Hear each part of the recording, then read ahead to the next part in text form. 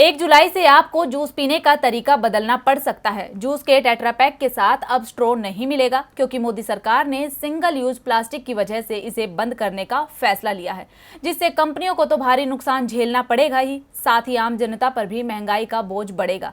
तो क्या कहते हैं आंकड़े, देखिए इस रिपोर्ट में। देश का विकास तभी संभव है जब व्यापार को विस्तार मिले, लेकिन मोदी सरकार के फैसलों से लगातार कारोबार को नुकसान पहुंच रहा है।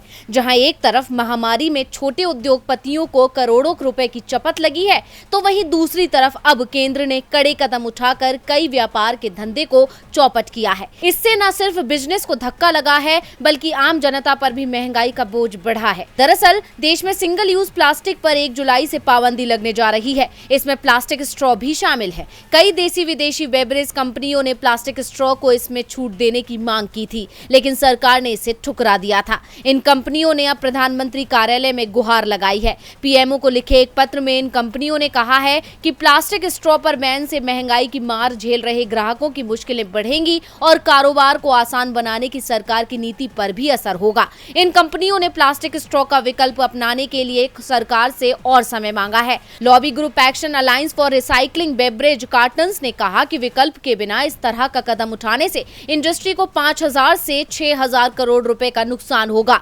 इसी के साथ ही प्लास्टिक स्ट्रॉ पर बैन से ईज ऑफ डूइंग बिजनेस पर भी असर होगा।